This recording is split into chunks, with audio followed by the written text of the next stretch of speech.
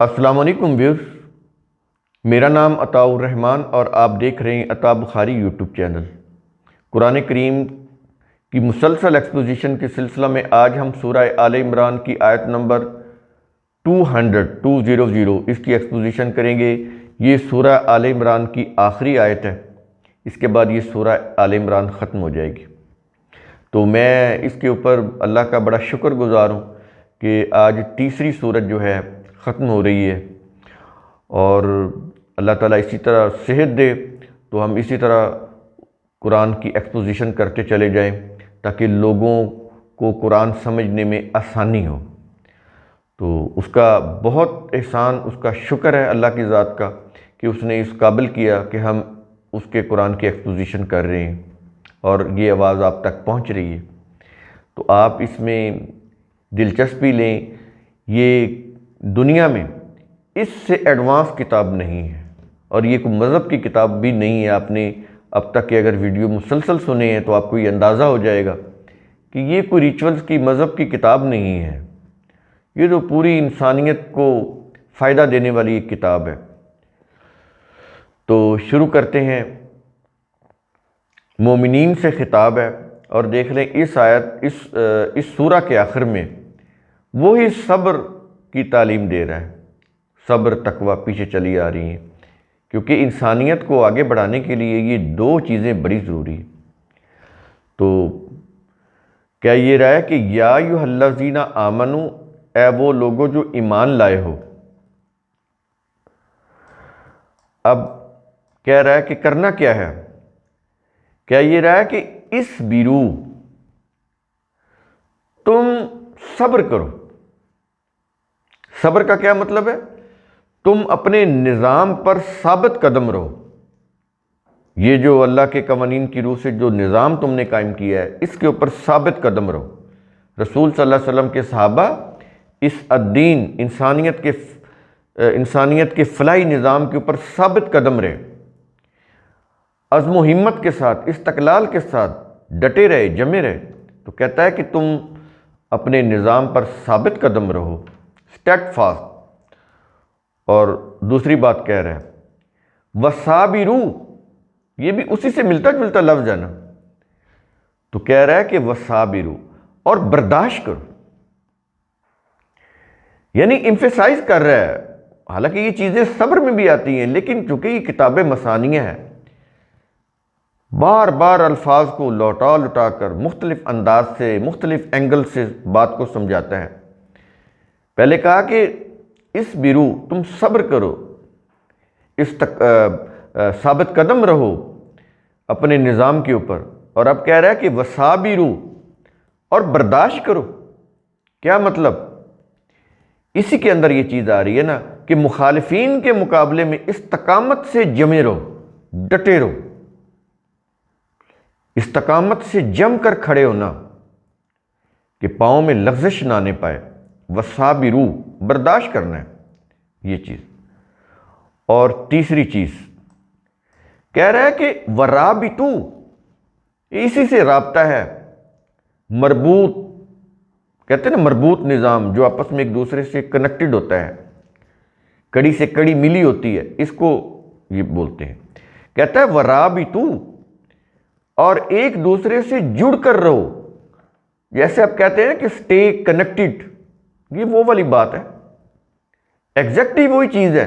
آج جو سلوگن ہے نا، اسٹے کنیکٹڈ، سوشل میڈیا میں یہ موبائل یہ آ رہا ہے نا، یہ چیزیں کہ اس کے ذریعے سے ہمارے یہ جو نیٹ ورک ہے، اس کے ذریعے سے اسٹے کنیکٹڈ۔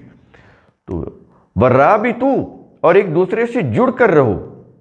تمہارے اندر کوئی کمیونیکیشن گیپ نہیں ہونا چاہیے، تمہارے مفادات ایک ہونے چاہیے، تمہاری آئیڈیالوجی ایک ہونی چاہیے۔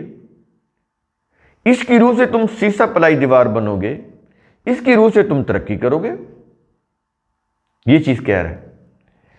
اور اسی میں پھر یہ جو وَرَابِطُوا ہے، اسی کے اندر یہ چیز آ رہی ہے کہ بوقت جنگ اگر یہ صورت حال ہو جائے کہ جنگ کا کوئی حالات پیدا ہو جائیں، تو کہتا ہے بوقت جنگ مورچوں میں اپنی ڈپلائمنٹ کے دوران ڈٹے رہو، فرنٹ پہ رہو، پس پاؤ کے پیچھے نہیں ہونا، عزم و استقلال کے ساتھ، ثابت قدمی کے ساتھ، اسٹیڈ فاسٹلی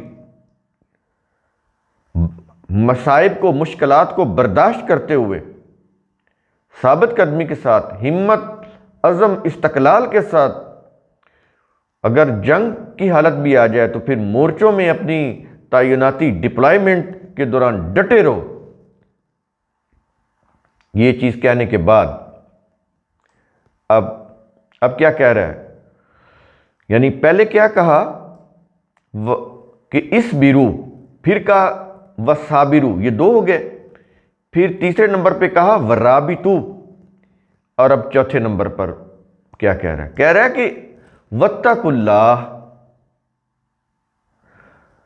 اور اللہ کے قوانین کی پابندی کرتے رہو اور ان قوانین کی خلاف ورزی کے تباہ کن انجام سے ڈرتے رہو، بچتے رہو۔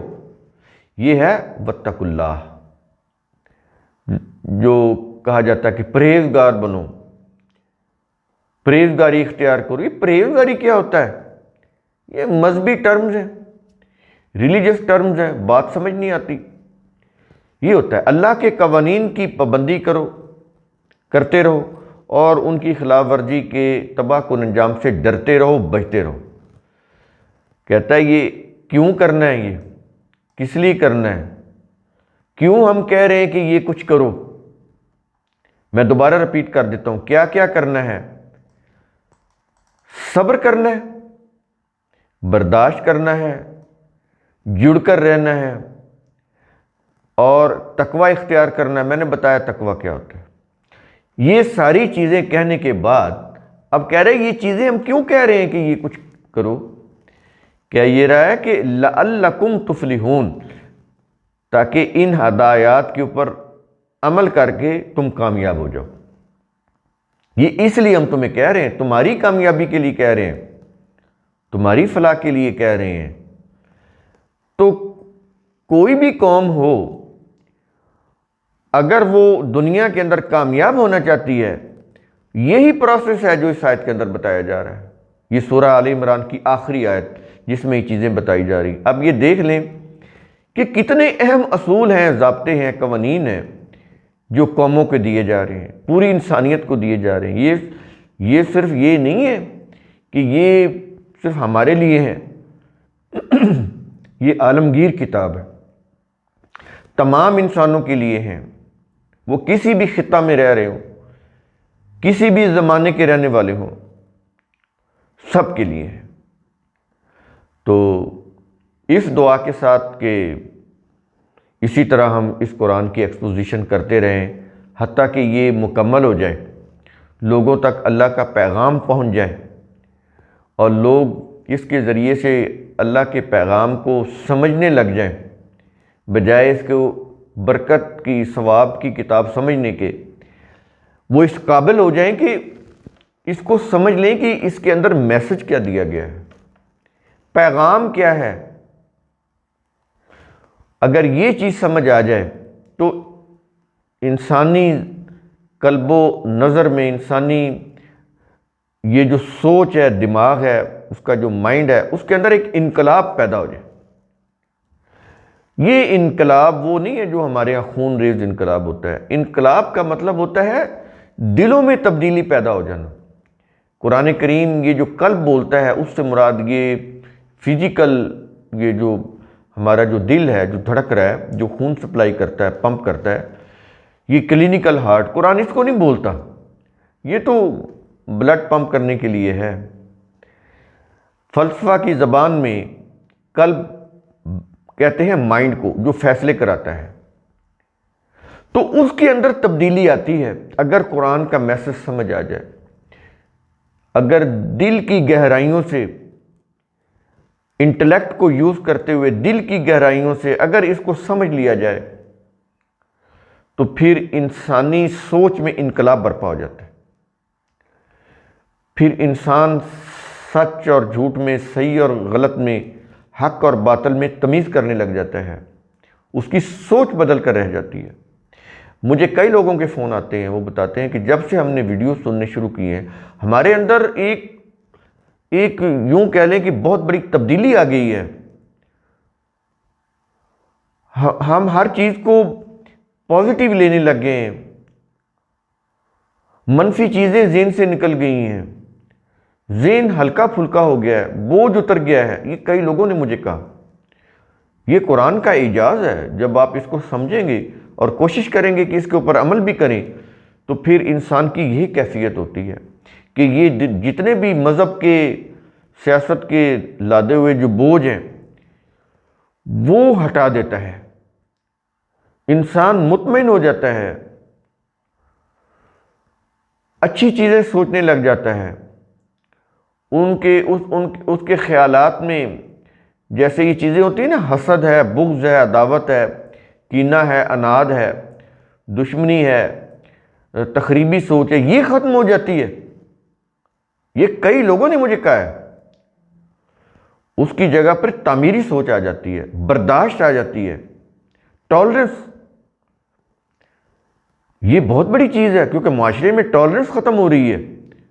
قرآن کو سمجھنے سے اور اس کے اوپر عمل کرنے سے ٹالرنس آتی ہے۔ انسان وسیع النظر ہوتا ہے، وسیع القلب ہوتا ہے، وسیع المشرب ہوتا ہے، دل بڑا ہو جاتا ہے۔ دل کی جو تنگی ہوتی ہے نا، کسی کے یوں کہہ لیں کہ جو نیرو مائنڈڈ ہوتے ہیں، تو یہ نیرو مائنڈنس یہ ختم ہو جاتی ہے، براڈ مائنڈڈ ہو جاتا ہے آدمی۔ یہ چیزیں ہیں، تو یہ بڑی قابل غور چیزیں ہیں۔ کبھی آپ اس کے اوپر غور کریں، قرآنی آیات کے اوپر، اور پھر دیکھیں کہ آپ کی سوچ میں کیسے تبدیلی آتی ہے۔ آپ کے اندر نفرت ختم ہو جائے گی۔ بہت بڑی چیز ہے آج کے اس دور میں، شدت پسندی بڑی ابھر کر سامنے آ رہی ہے، وہ سیاسی لیول کی ہو یا مذہبی لیول کی ہو، دونوں طرح کی چیزیں ہیں۔ تو یہ جو ایکسٹریمزم ہے، یہ پولیٹکس میں بھی ہے اور اس میں ریلیجن میں بھی ہے، دونوں میں ہے۔ یہ ختم ہو جاتا ہے، دونوں کے اندر برداشت نہیں ہے۔ آپ دیکھ رہے ہیں نا میڈیا کے اوپر، وہ جو پولیٹیکل پارٹیز کے لوگ آپس میں کس طرح لڑ رہے ہوتے ہیں، ایک دوسرے کو الزام دے رہے ہوتے ہیں۔ ایسے ہی یہ جو ریلیجس گروپ ہیں، وہ کس طرح ایک دوسرے کے اوپر کفر کے فتوے لگا رہے ہوتے ہیں، قتل، مرتد اور واجب القتل ہونے کے فتوے لگا رہے ہوتے ہیں، معاشرے کے اندر کس طرح نفرت پھیلا رہے ہوتے ہیں۔ قرآن کریم کا یہ اعجاز ہے کہ اس کو اگر آپ سمجھیں گے، آپ کے دل بڑے ہو جائیں گے، وسیع القلب ہو جائیں گے، آپ کے دل میں، آپ کی نظر میں وسعت پیدا ہو جائے گی، تنگی ختم ہو جائے گی، نفرت، کدورت، حسد، کینہ، بغض یہ ختم ہو جائیں گے۔ اس کی جگہ پر برداشت آ جائے گی، رواداری آ جائے گی، یہ چیزیں، مساوات آ جائے گی، انصاف آ جائے گا، ایک دوسرے کا احترام آ جائے گا، ایک دوسرے سے محبت آ جائے گی، یہ چیزیں ہیں۔ تو قرآن کریم کا اصول ثم تتفکروا، اس کی روح سے آپ خود بھی سوچا کریں، سمجھا کریں، غور و فکر کیا کریں۔ شکریہ۔